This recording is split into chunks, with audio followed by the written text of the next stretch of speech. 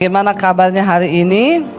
Luar biasa. Iya, kita akan sama-sama mendengarkan firman Tuhan.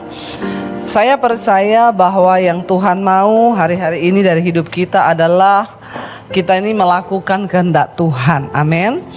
Apa sih goalnya orang itu ke gereja? Kenapa kita datang setiap hari Minggu? Kenapa kita mendengar khotbah? Kenapa kita belajar firman? Sebenarnya cuma satu kan tujuannya. Tuhan mau supaya kita melakukan kehendaknya. Tidak ada yang lain. Ya, Tuhan nggak menuntut kita tuh jadi Kristen. Wah, kita hebat, doakan orang sembuh, mati bangkit. Ya, lalu kita juga bernubuat hebat. Enggak, cuma satu sebenarnya yang Tuhan mau, dan goal dari kekristenan itu adalah menjadi orang Kristen yang melakukan kehendak Tuhan. Ya, itu aja ya, supaya kita ini melakukan kehendak Tuhan.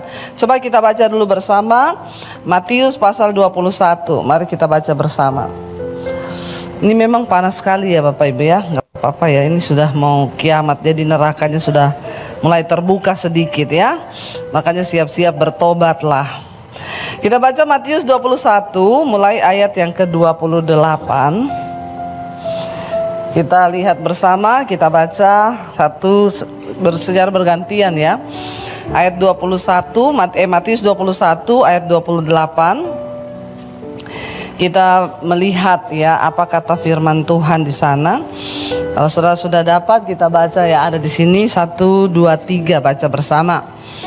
Ya, tetapi apakah pendapatmu tentang ini? Seorang mempunyai 2 anak laki-laki, ya. Ia pergi kepada anak yang sulung dan berkata, "Anakku, pergi dan bekerjalah hari ini dalam kebun anggur." Ayat yang berikutnya, baca bersama. Jawab anak itu, "Baik Bapa," tetapi ia tidak pergi. Lalu orang itu pergi kepada anak yang kedua dan berkata demikian. Berkata demikian juga, dan anak itu menjawab, "Aku tidak mau." Tetapi kemudian ia menyesal lalu pergi juga. Ayat yang berikutnya, baca bersama 1, 2, 3. Siapakah di antara kedua orang itu yang melakukan kehendak ayahnya? Jawab mereka, "Yang terakhir." Kata Yesus kepada mereka, "Aku berkata kepadamu, sesungguhnya pemungut-pemungut cukai dan perempuan-perempuan sundal akan mendahului kamu masuk ke dalam kerajaan Allah." Sampai di situ saja. Jadi ini sebuah perumpamaan yang diberikan oleh Tuhan Yesus. Dia ada seorang bapak, dia punya 2 anak, ya. Anak yang pertama, bapaknya bilang, "Nak, pergilah ke kebun anggur papa, ya, kerjakan kebun anggur itu." Lalu anak itu segera berkata, "Siap papa, oke, aku pergi." Tetapi Alkitab berkata, sampai pada akhirnya dia tidak pergi. Lalu yang kedua, anak yang kedua, bapaknya pergi dengan perkataan yang sama. Dia bilang, "Nak, kamu pergi ke kebun anggurnya papa, bekerjalah di sana." Dan anak yang kedua bilang, "Aku tidak mau." Tapi ketika dia merenung, dia menyesal. Lalu dia bilang, aku akan pergi." Dan akhirnya anak yang kedua itu pergi dan dia bekerja di kebun anggur bapaknya. Lalu Yesus bertanya kepada mereka, "Menurut kalian, dari antara 2 orang anak ini, manakah yang melakukan kehendak bapaknya?" Anak yang pertama yang langsung berkata, "Oke, saya pergi," tapi dia tidak pergi. Atau anak yang kedua yang berkata, "Aku tidak mau papa," tapi akhirnya dia pergi. Mereka menjawab, itu adalah anak yang kedua. Bapak Ibu, ini adalah gambaran dari kekristenan hari-hari ini. Banyak orang berkata, ya, ketika mendengar firman, yes, ya, bahkan mungkin setiap hari Minggu kita duduk di gereja, kita mendengarkan firman. Ya, dan kita berkata yes, tapi waktu pulang kita lupakan firman itu, kita tidak melakukan apa-apa. Sebaliknya, banyak orang yang mungkin kita lihat di luar sana, mereka nggak ke gereja, mereka hidup dalam dosa. Tapi ketika satu kali Tuhan memanggil mereka, mereka bertobat dan berkata, "Yes Tuhan, aku mau melakukan kehendak-Mu." Kira-kira yang mana yang diselamatkan? Yang duduk di gereja setiap hari Minggu tapi tidak melakukan apa-apa?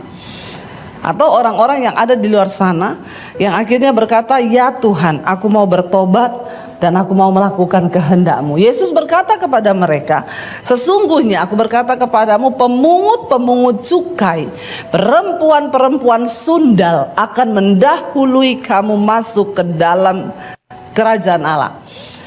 Ayat ini keras bagi setiap kita harusnya ya, dan ini menjadi tamparan bagi kita. Jangan merasa cukup aman dengan engkau duduk di gereja setiap hari Minggu. Ya, jangan merasa cukup aman dengan kita menjadi orang Kristen. Mungkin kita pelayanan. Ya.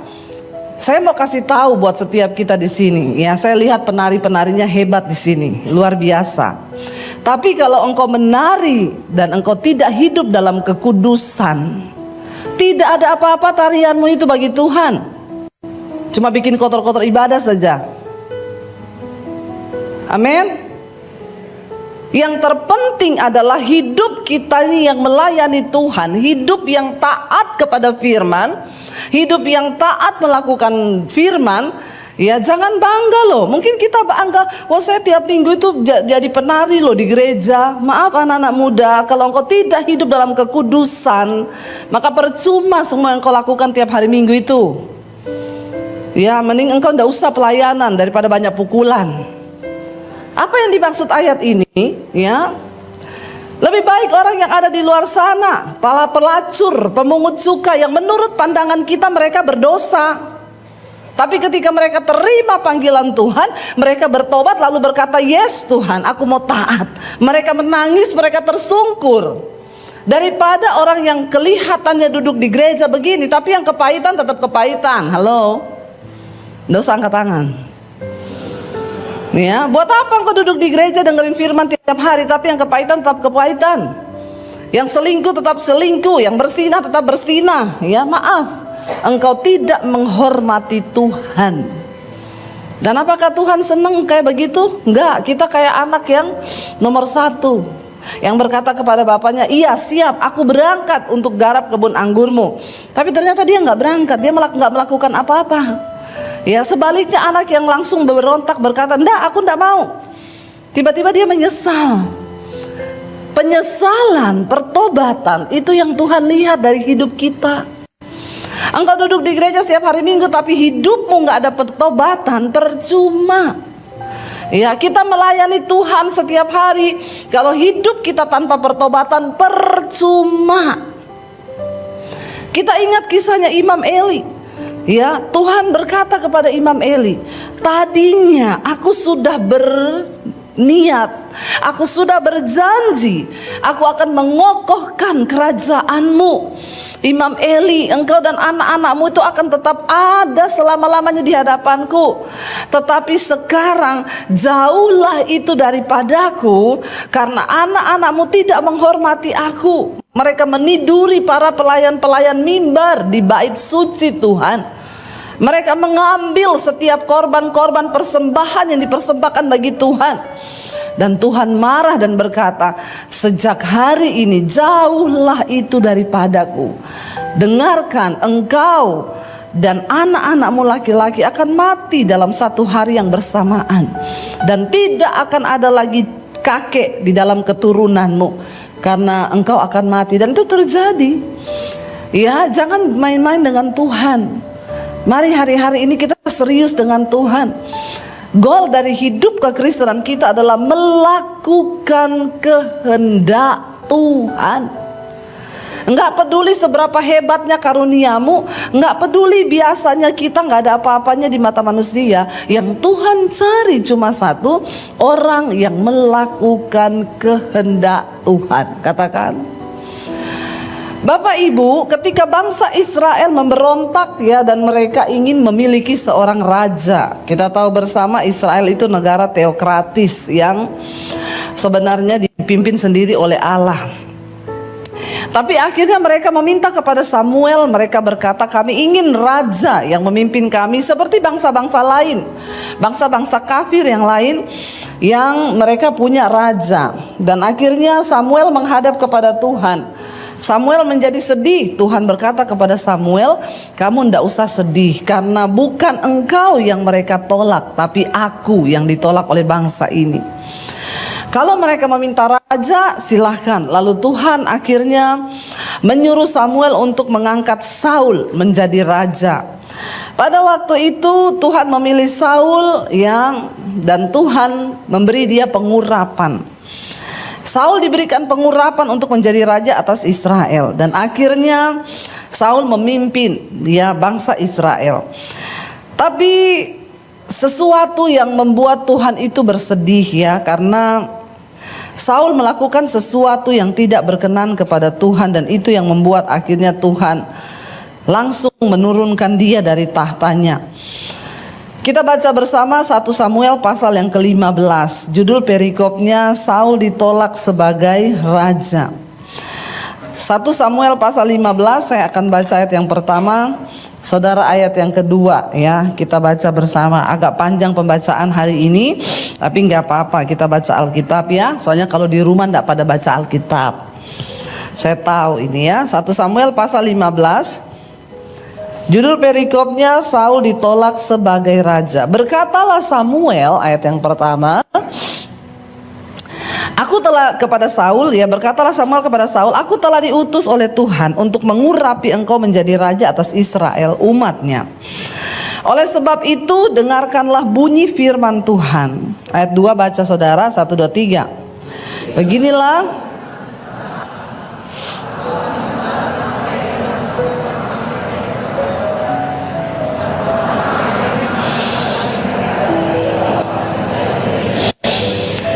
jadi pergilah sekarang, kalahkanlah orang Amalek, tumpaslah segala yang ada padanya, dan janganlah ada belas kasihan kepadanya, bunuhlah semuanya, laki-laki maupun perempuan, anak-anak maupun anak-anak yang menyusu, lembu maupun domba, onta maupun keledai. Kenapa Tuhan menyuruh dibinasakan semua? Karena orang Amalek itu orang yang tidak takut akan Allah.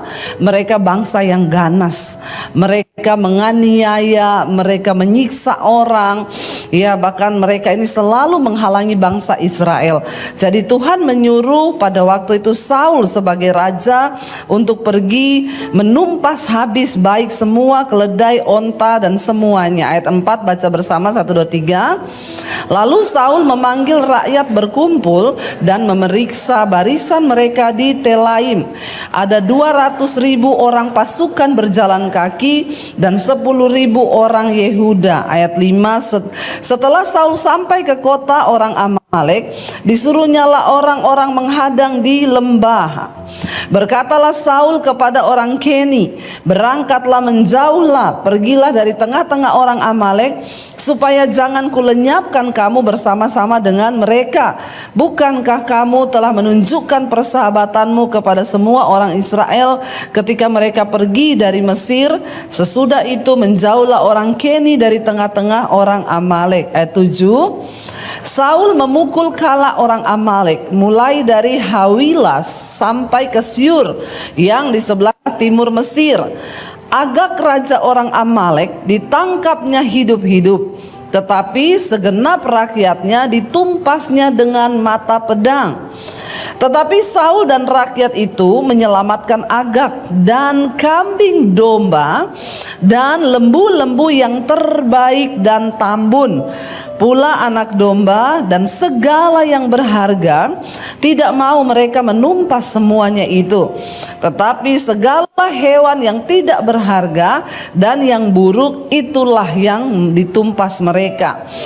Lalu datanglah firman Tuhan kepada Samuel demikian, aku menyesal karena aku telah menjadikan Saul raja, sebab ia telah berbalik daripada aku dan tidak melaksanakan firmanku. Maka sakit hatilah Samuel dan ia berseru-seru kepada Tuhan semalam-malaman.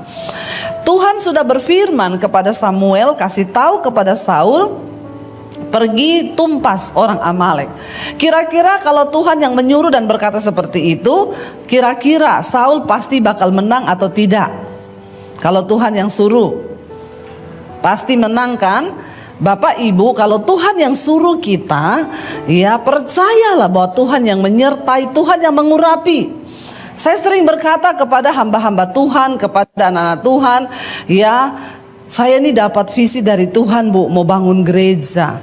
Kalau kamu mau bangun gereja, Tuhan yang suruh, ndak usah cari-cari dana kanan kiri. Amin. Bingung juga ya kalau Tuhan yang suruh terus nyusahin orang, ya itu Tuhan yang suruh atau lu yang mau? Kalau Tuhan yang suruh, maka pasti Tuhan yang menyediakan. Pasti ada jalannya, tidak usah kita coba tolong Tuhan. Orang Kristen sukanya banyak tolong Tuhan. Kalau Tuhan suruh ya jalan pakai iman. Ya saya suka ketawa kalau ketemu model-model hamba Tuhan, ya nanti datang ngaku-ngaku ngomong bawa suara Tuhan. Ya apalagi ada sekarang di Jakarta hamba Tuhan yang bernubuat, ketemu orang-orang kaya, dia bilang, "Bu, Tuhan menyuruh ibu memberkati saya." Siapa yang suruh? Tuhan. Saya pernah di telepon orang dulu gitu, "Ibu, tadi malam ibu khotbah di gereja saya kan, saya dapat suara Tuhan waktu ibu lagi khotbah. Tuhan bilang, ya hubungi Bu Debbie, hubungi Bu Debbie." Ya terus saya tanya, "Buat apa ya Bu?" "Jadi begini Bu, saya tuh kan ada utang 6 juta. Terus saya dengar suara Tuhan, langsung Tuhan suruh saya minta uang sama Ibu Debbie 6 juta. Saya bilang, "Oh makanya tadi malam juga saya dengar suara Tuhan, kenceng apa Bu?" Tuhan bilang, "Jangan dikasih, jangan dikasih." Bingung gak lu? Ngaku-ngaku bawa suara Tuhan, ya. Dia pikir cuma dia yang bisa dengar suara Tuhan. Saya juga bisa dengar suara Tuhan. Ya, kalau Tuhan yang menyuruh, maka pasti Tuhan yang menyertai, Tuhan yang memberi kemenangan. Waktu Tuhan menyuruh Saul maju, maka sudah pasti ya kemenangan itu akan diraih. Makanya Saul maju, tapi Tuhan berfirman, ya semua harus ditumpas, tidak boleh ada yang disisakan. Ketika Saul maju berperang, dia menumpas semua binatang kambing domba yang buruk, yang kurus, yang jelek ditumpas. Tapi yang tambun, yang gendut, kambing domba, yang seger, bahkan harta kekayaan yang lain tidak ditumpas. Lalu Tuhan berfirman kepada Samuel, "Saat itu juga aku menyesal." Jangan sampai dalam hidup kita ini Tuhan menyesal. Aku menyesal, Tuhan bilang sudah memberkati dia. Saya kasih dia duit, duitnya tuh buat hura-hura, dia pakai untuk berzina, untuk melakukan segala kejahatan. Apapun yang Tuhan percayakan pada kita hari ini di tanganmu, itu bukan secara kebetulan, karena Tuhan punya rencana. Ya bukan hanya harta, termasuk kesehatan. Kalau Tuhan kasih engkau kesehatan, tubuhmu itu engkau pakai buat apa? Ya saya kemarin ketemu seseorang waktu pelayanan di Morowali, ya dia cerita kepada kita beberapa di situ, "Bu, saya ini ya sering jatuh dalam dosa persinahan, kenajisan Bu. Ya tapi ya kalau di Morowali begini saya kuat sih, tapi kalau saya sudah pergi ke Jakarta, aduh sudah masuk di hotel, ya aduh saya pengen lagi begitu." Jadi masih jatuh terus sampai sekarang. "Iya Bu." Ya, saya cuma bilang hati-hati Pak. Tuhan beri engkau kesehatan, Tuhan beri engkau jabatan, Tuhan beri engkau berkat. Itu bukan untuk engkau salah gunakan. Kalau Tuhan menyesal dengan semua itu, kau mati lagi di hotel sama perempuan telanjang masuk di koran. Orang kayak begini kan kita nggak usah basa-basi lagi ya. Dia langsung takut. "Aduh Ibu jangan bernubuat." Ya, saya bilang ini saya tidak bernubuat, tapi saya mengingatkan ya, kalau Tuhan udah bosan dengan hidupmu, kau lagi di hotel sama perempuan, kau mati serangan jantung, jantungmu berhenti, lalu keluar di surat kabar, seumur hidup anak cucumu akan ingat itu. Langsung dia takut.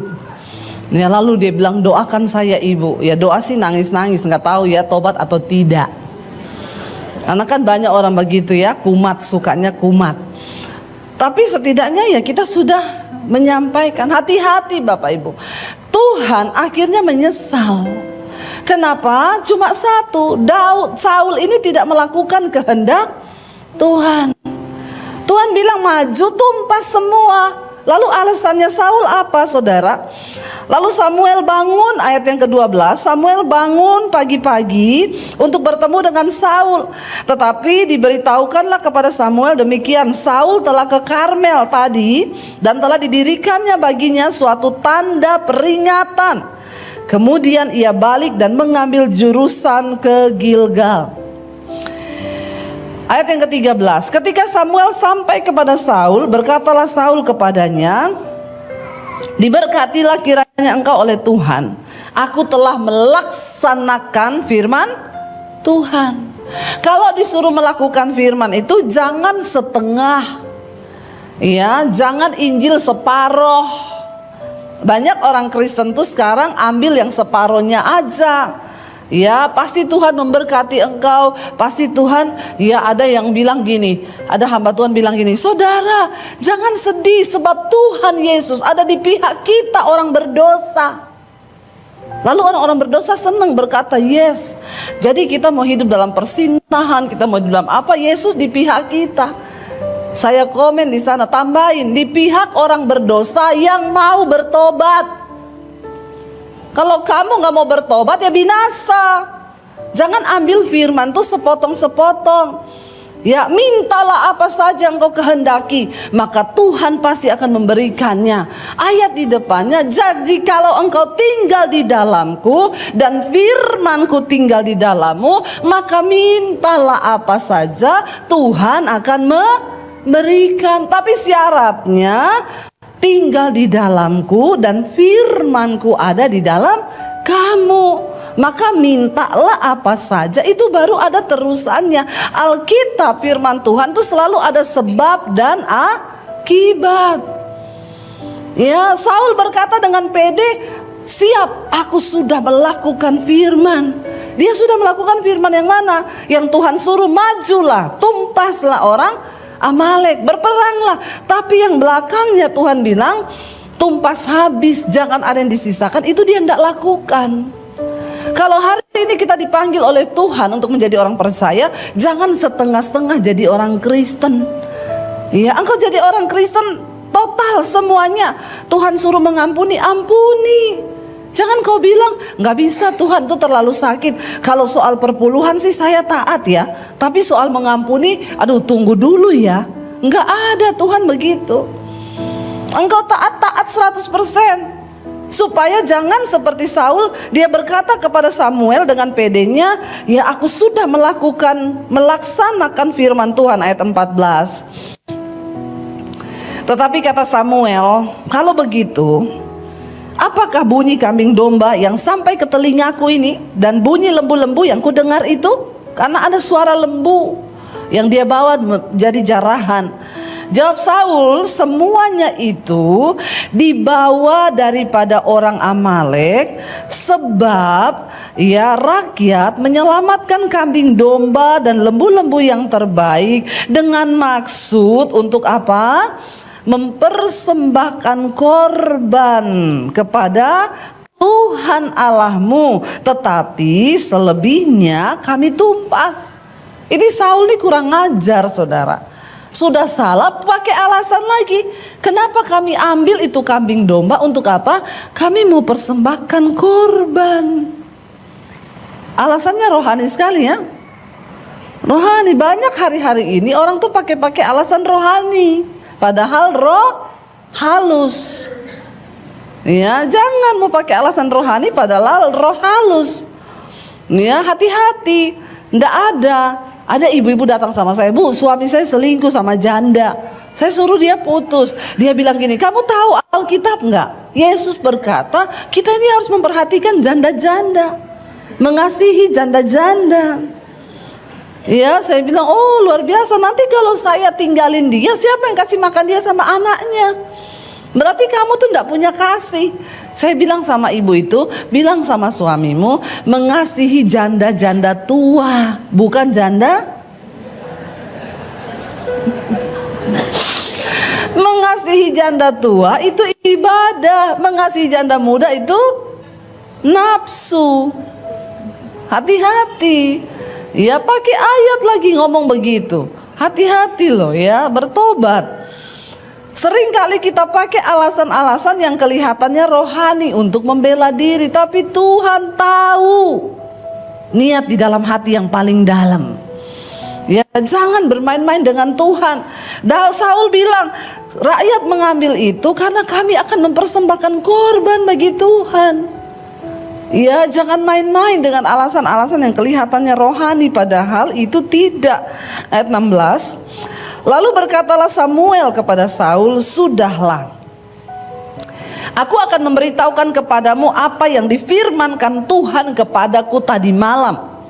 Kata Saul kepadanya, "Katakanlah." Ayat 17. Sesudah itu berkatalah Samuel, "Bukankah engkau, walaupun engkau kecil pada pemandanganmu sendiri, telah menjadi kepala atas suku-suku Israel? Dan bukankah Tuhan telah mengurapi engkau menjadi raja atas Israel?" Kita tahu ketika Saul dipanggil, Saul berasal dari suku Benyamin, yang terkecil dari semua suku di atas bangsa Israel. Bahkan ketika dia ditunjuk, dia bilang, "Siapa aku? Aku ini hanya orang yang terkecil dari suku Israel, suku Benyamin." Makanya Samuel mengingatkan lagi, "Bukankah walaupun engkau kecil pada pemandanganmu sendiri, telah menjadi kepala atas suku-suku Israel? Dan bukankah Tuhan telah mengurapi engkau menjadi raja atas Israel?" Ayat 18. "Tuhan telah menyuruh engkau pergi dengan pesan, pergilah, tumpaslah orang-orang berdosa itu, yakni orang Amalek, berperanglah melawan mereka sampai engkau membinasakan mereka. Mengapa engkau tidak mendengarkan suara Tuhan? Mengapa engkau mengambil jarahan dan melakukan apa yang jahat di mata Tuhan?" Jadi Tuhan itu menilai hati. Saul itu tertarik dengan lembu-lembu yang tambun. Ketika kita ini, ya, kepentingan diri kita membuat kita ini akhirnya melanggar firman Tuhan, itu sangat berbahaya Bapak Ibu. Apapun itu, kita ini harus mati bagi diri kita supaya kehendak Tuhan bisa terjadi di dalam hidup kita. Itu yang harus kita kerjakan. Lalu kata Saul kepada Samuel, lihat bersama apa alasannya. "Aku memang mendengarkan suara Tuhan dan mengikuti jalan yang telah disuruh Tuhan kepadaku. Dan aku membawa Agag, raja orang Amalek. Tetapi orang Amalek itu sendiri telah kutumpas, tapi rajanya enggak, dibawa sama dia." Ya. Ayat 21, lihat alasannya Saul. "Tetapi rakyat mengambil dari jarahan itu kambing, domba dan lembu-lembu yang terbaik dari yang dikhususkan untuk ditumpas itu, untuk mempersembahkan korban kepada Tuhan Allahmu di Gilgal." Tetapi jawab Samuel, di sana Samuel berkata begini. Baca bersama ayat 22, 1, 2, 3. Tetapi jawab Samuel, "Apakah Tuhan itu berkenan kepada korban bakaran dan korban sembelihan sama seperti kepada mendengarkan suara Tuhan? Sesungguhnya mendengarkan lebih baik daripada korban sembelihan, memperhatikan lebih baik daripada lemak domba-domba jantan." Tuhan tidak tertarik dengan persembahan korban yang diberi dengan dasar hati yang tidak taat. Kita harus memberi yang terbaik bagi Tuhan. Tapi kalau pemberianmu tidak didasari oleh hidup yang benar di dalam ketaatan kepada Tuhan, maaf, gak ada dampak apa-apa. Banyak orang berpikir waktu dia kasih uang buat pelayanan, dia kasih uang buat gereja, oh itu sudah yang terbaik. Makanya dia buat dosa apa aja sudah aman. Maaf saudara, apapun yang kau lakukan di dalam pelayanan kekristenan tidak akan berdampak apa-apa tanpa ketaatan mendengar suara Tuhan. Amin. Biar semua yang kita lakukan itu berdasarkan ketaatan, mendengar suara Tuhan. Sekalipun rasanya itu sakit bagi daging kita, tapi kita mau taat. Ya, walaupun sakit, aku mau taat Tuhan. Aku mau setia Tuhan di dalam segala hal. Ya, apa yang menyakitkan? Mari kita belajar mempersembahkan itu, asal itu menyenangkan hati Tuhan. Ingat baik-baik, ini adalah ayat yang keras. Sesungguhnya mendengarkan itu lebih baik daripada korban sembelihan, memperhatikan itu lebih baik daripada domba-domba jantan, daripada lemak. Ya, karena Saul berpikir, ya kalau dia membawa domba-domba yang gemuk buat Tuhan, Tuhan akan senang. Tidak ada yang lebih menyenangkan hati Tuhan. Persembahan apapun tidak bisa engkau gantikan. Ya, persembahan tubuh itu yang terbaik bagi Tuhan. Persembahan hidup kita ini loh yang terbaik bagi Tuhan. Ya, maaf engkau mau beri perpuluhan berapa banyak pun, kalau hidupmu tidak bertobat, Tuhan tidak tertarik, Bapak Ibu. Inilah yang harus kita ajarkan benar sama jemaat. Kadang gembala, pendeta itu cuma mengajarkan, ya beri perpuluhan, beri ini, tapi yang ini tidak diajarkan. Ya, makanya banyak jemaat yang binasa. Dia kasih perpuluhan banyak, dia kasih uang banyak ke gereja, tapi hidupnya nggak bertobat, selingkuhnya jalan terus. Ya, dosanya jalan terus. Buat apa? Hari ini Tuhan mengingatkan kita, sesungguhnya mendengar lebih baik daripada korban sembelihan. Ketaatan melakukan kehendak Bapa, itu goal dari kehidupan kekristenan kita. Katakan amin. Jangan pernah engkau tukarkan apapun. Ya, karena ketaatanmu itu yang Tuhan mau. Ayat 23 di sana dikatakan, sebab pendurhakaan adalah sama seperti dosa bertenung, dan kedegilan atau kekerasan hati adalah sama seperti menyembah berhala dan terafim. Karena engkau telah menolak firman Tuhan, maka Ia telah menolak engkau sebagai raja.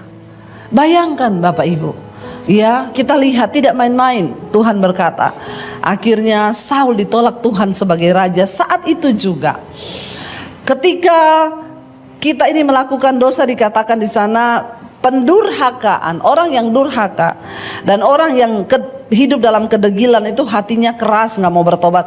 Itu dosanya sama dengan dosa bertenung, dan itu sama dengan penyembahan berhala.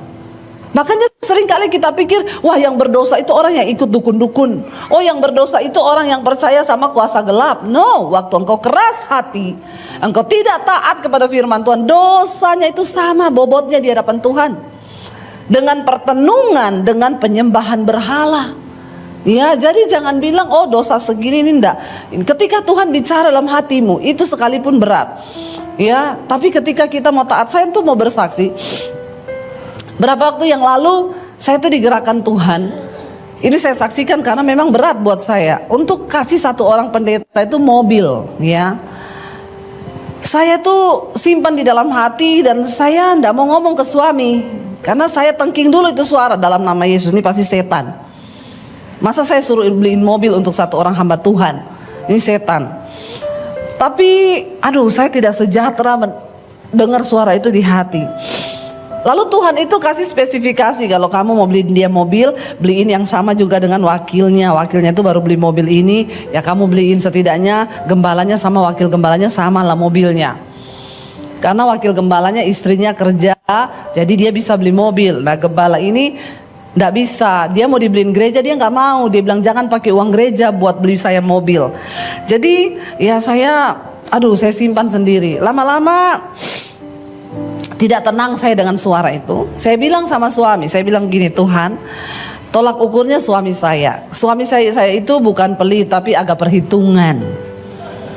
Ya, itu bahasa halusnya. Ya, biasanya kan laki-laki itu lebih perhitungan ya daripada ibu-ibu, karena memang laki-laki itu pakai logika. Jadi saya tolak ukurnya gini, kalau suami saya boleh berarti ini Tuhan loh.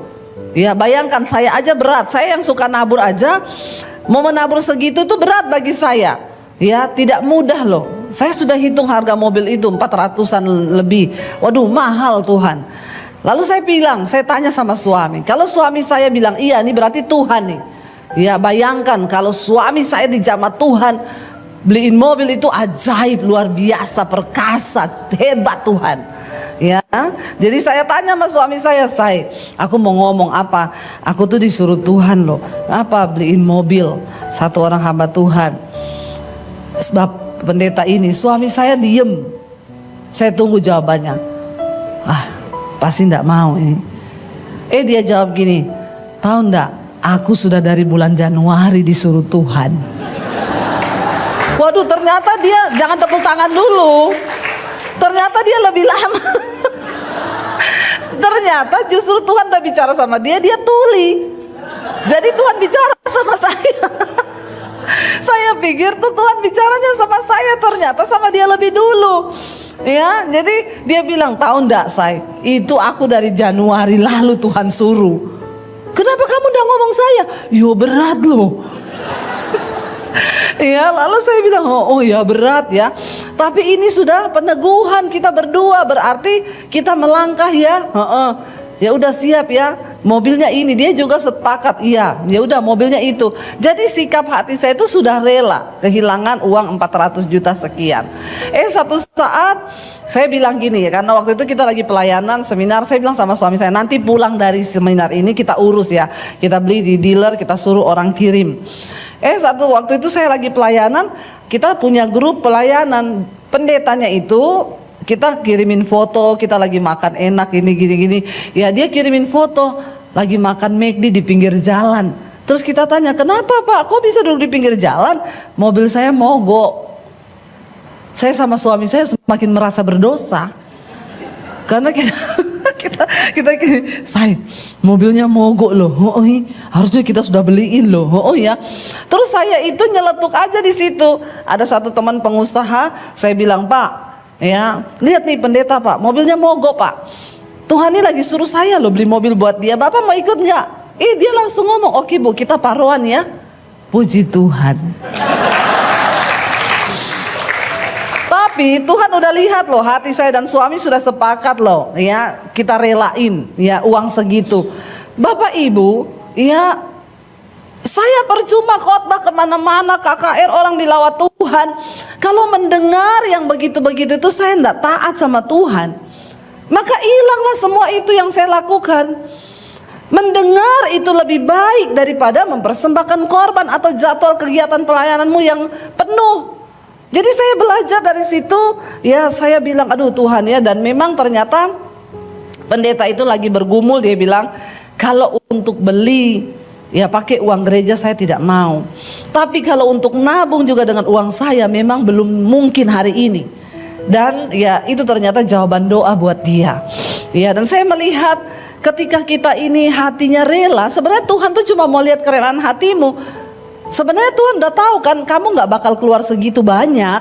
Nanti aku kasih ketemu orang, nanti dia separuh, tapi hatimu rela enggak? Jadi ketika kita rela, ya saya bilang, aduh Tuhan ya, ternyata Bapak Ibu tahu setelah kami menabur itu, tidak lama sebulan berikutnya kami menuai berlipat kali ganda daripada itu. Saya cuma melihat di sini begini. Sebenarnya ketika Tuhan mempercayakan kita jadi bendaharanya Tuhan, ya Tuhan tuh cuma mau lihat kita ini bisa dipercaya enggak, kita ini taat nggak sama suaranya. Saya membayangkan kalau kita punya sekretaris ya, misalnya Pak Hendrik punya sekretaris atau bendahara, dia pegang uang, terus Bapak bilang, uang itu nanti kamu kasihin, dia bilang nggak mau Pak. Ya kan enak aja tuh orang dikasih uang, ini uang lebih enak kalau saya pakai. Kira-kira Bapak pecat nggak dia Pak? Ya, kalau kita punya bendahara, demikian juga hidup kita, Bapak Ibu. Kalau engkau mau mengalami penuaian di hidupmu, kita kapasitasnya berbeda. Mungkin engkau tidak disuruh Tuhan beli mobil ya, tapi saya dulu di Solo ada loh hamba Tuhan, dia mengalami mujizat. Dia cerita sama saya, Bu, saya dibeli mobil sama jemaat. Ibu tahu jemaat saya itu enggak punya mobil Bu, dia nyicil di dealer untuk saya. Waduh, itu mah saya angkat topi, angkat jempol itu. Itu orang pasti sudah benar-benar mematikan kedagingannya, mematikan dirinya sendiri ya. Dia nggak punya mobil loh, tapi Tuhan suruh dia beli mobil untuk gembalanya, dan dia nyicil loh untuk gembalanya. Itu lebih hebat lagi. Makanya kalau kita ngomong soal memberi Bapak Ibu, jangan tunggu kaya. Apa yang ada di tanganmu hari ini, ketika Tuhan bicara, ya lakukan itu. Ketika kunci dari kita ini diberkati Tuhan, zaman semakin ke depan ini semakin akan sulit. Alkitab berkata, bukan pakar ekonomi yang bilang, tapi Alkitab bilang akan datang masa yang sukar di akhir zaman. Tapi kalau engkau mau melihat Tuhan pelihara dan isi lumbung-lumbungmu, jadilah bendaharanya Tuhan yang dapat dipercaya. Aminnya sedikit. Nggak ada amin, langsung takut. Kalau sudah bicara uang, sorry aja Bu, suruh amin. Saya berani berkhotbah ini karena saya pun melakukan itu. Sampai hari ini hidup saya diberkati. Kenapa? Karena saya percaya waktu kita menjadi bendaharanya Tuhan, ya kita dipakai Tuhan. Ya saya kemarin ngobrol sama Bu Emi banyak ya di pesawat. Bu, sebenarnya pekerjaan Tuhan yang begitu besar itu bisa terjadi dengan dahsyat di muka bumi ini kalau ada bendahara-bendahara itu yang bisa dipercaya. Masalahnya Tuhan mau cari orang yang dipercaya aja udah sulit hari ini. Dia itu mau membuka keran berkatnya, tapi dia cari orang yang dapat untuk dipercaya. Kalau kita nggak lulus dalam hal mamon, sudah semuanya kita nggak lulus. Yesus mensejajarkan dirinya dengan mamon. Kamu tidak bisa mengabdi pada dua tuan, yaitu Allah dan mamon. Karena kalau kamu tidak setia pada yang satu, kamu juga pasti akan mengkhianati yang lain. Jadi tolak ukurnya hari ini kita cinta Tuhan atau tidak itu bagaimana sikapmu terhadap uang. Saul tergoda karena tambun ini lembu-lembu, lumayan dagingnya besar, tapi dengan alasan nanti sebagian akan dipersembahkan sebagai korban. Tuhan marah saat itu ya, dan Tuhan bilang itu dosanya sama seperti dosa bertenung. Waktu dirimu terikat dengan cinta uang, itu berhala Bapak Ibu. Jangan engkau pikir berhala itu hanya engkau sembah patung, enggak, itu berhala. Lalu dikatakan di sana, karena engkau telah menolak Tuhan dan firman-Nya, maka Ia juga telah menolak engkau sebagai raja. Lalu ayat 24, berkatalah Saul kepada Samuel, aku telah berdosa sebab Tuhan telah kulangkahi titah Tuhan dan juga perkataanmu. Tetapi aku takut kepada rakyat, karena itu aku mengabulkan permintaan mereka. Ini Saul ini memang orang yang banyak alasan. Orang itu kalau ditegur banyak alasan tuh udah pasti nggak benar. Ya udahlah, kalau ditegur ngomong salah aja. Yang pertama kan mau persembahkan korban untuk Tuhan. Yang kedua, soalnya saya didesak rakyat. Saya takut nanti kalau rakyat nanti ngomong begini. Ya orang kalau disalahin atau ditegur banyak alasan, udah pasti 100% dia tuh salah. Memang benar salah. Ya kalau memang dia benar ya sudahlah, ngakui aja, aku minta ampun, aku minta maaf, iya ini memang salahku. Nunjuk orang lain lagi, ini gara-gara rakyat, saya juga tidak bisa menolak permintaan mereka, sebab nanti saya takut kalau mereka tidak mendukung saya dan lain sebagainya. Ayat 25, maka sekarang dia bilang ampunilah kiranya dosaku. Lalu dia bujuk Samuel, kembalilah bersama-sama dengan aku, maka aku akan sujud menyembah kepada Tuhan. Niatnya apa? Bukan karena bertobat, dia takut kehilangan ya jabatannya sebagai raja. Makanya dia bilang, Samuel ikut dengan aku. Tetapi jawab Samuel kepada Saul, aku tidak akan kembali bersama-sama dengan engkau, sebab engkau telah menolak firman Tuhan. Sebab itu Tuhan telah menolak engkau. Siapa yang menolak firman Tuhan, maka Tuhan juga akan menolak engkau. Inti dari kekristenan itu adalah kita taat melakukan firman Tuhan. Jangan menolak firman Tuhan. Ya, jangan pernah kau menolak. Sekalipun itu berat, sekalipun itu tidak enak, terima firman Tuhan itu dengan hati yang lembut. Dan kita tahu bersama, akhirnya setelah itu kisahnya, roh Tuhan meninggalkan Saul, dan Saul diganggu oleh roh jahat yang daripada Tuhan. Itu kisah selanjutnya. Ya, kalau orang sudah ditinggalkan roh Allah, maka roh jahatlah yang akan masuk dalam hidupnya.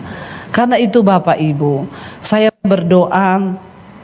Saya minta suami saya untuk bisa main, ya biar suami saya aja, kita akan sama-sama menyembah Tuhan. Bapak Ibu, kita ini adalah milik Kristus. Kita kepunyaan Tuhan. Biar kita mau berkata hari ini, Tuhan, kami mau belajar mati untuk diri kami sendiri supaya kehendak Tuhan itu terjadi. Kita mau bilang di hadapan Tuhan, sebab aku ini milik-Mu Tuhan. Saya kalau nyanyi lagu ini saya selalu meneteskan air mata, karena saya tahu betapa berat berat untuk menyerahkan hidup sungguh-sungguh pada Tuhan itu tidak gampang. Ada air mata yang tertumpah, ada harga yang harus dibayar, ada ego yang harus dikikis, ada kedagingan yang harus dimatikan. Dan waktu kita sungguh-sungguh datang pada Tuhan, Dia akan memberikan kita kekuatan. Mari kita bangkit berdiri bersama di hadapan Tuhan. Sebab aku ini milik-Mu, aku di dalam hati-Mu, kasih setia-Mu yang menghidupkan aku.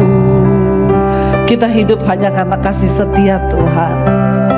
Sebab aku ini milik-Mu, tak ku pertahankan hidupku, biar kehendak-Mu kerjakanlah dalamku. Lebih lagi katakan di hadapan Tuhan, angkat tanganmu. Sebab aku ini milik-Mu, aku di dalam hati-Mu, kasih setia-Mu yang menghidupkan aku. Katakan dengan hati di hadapan Tuhan. Sebab aku ini milik, tak kami pertahankan hidup kami Tuhan, supaya kehendak-Mu Engkau kerjakan di dalam hidup kami. Kerjakanlah dalamku. Lebih lagi angkat tanganmu, katakan ini hidup kami Tuhan. Sebab aku ini milik-Mu, aku di dalam hati-Mu Tuhan. Biar kami sungguh-sungguh ada di dalam hati Tuhan. Kasih setia-Mu yang menghidupkan aku. Sebab kami milik-Mu Tuhan. Sebab aku ini milik-Mu, tak kami pertahankan. Yes, matikan segala keakuan kami Tuhan, biar kehendak-Mu kerjakanlah dalamku. Mari kita tundukkan kepala dalam hadirat Tuhan. Bapa, kami tahu Tuhan tidak mudah ketika kami sadar bahwa kami adalah milik Tuhan, dan semua yang ada di hidup kami adalah milik. Ajar kami tundukkan keakuan kami, bahkan tidak ku pertahankan hidupku Tuhan, supaya kehendak-Mu jadi di dalam hidup kami. Kami tahu tidak mudah untuk melakukan kehendak Tuhan. Ada daging yang harus dimatikan, ada keakuan yang harus kami matikan di dalam hidup kami. Jadikan kami orang-orang yang taat melakukan firman-Mu, bukan hanya orang yang mendengar saja, tapi orang yang taat. Taat tidak hanya separuh, tapi seluruhnya Bapa. Kami belajar Tuhan, supaya ketika Engkau datang, kami sungguh-sungguh dikenal oleh Tuhan. Sebab orang yang menolak firman Tuhan juga akan ditolak oleh Tuhan. Ada begitu banyak mungkin kealpaan kami, ada begitu banyak Tuhan yang seringkali kami tidak lakukan di dalam hidup ini.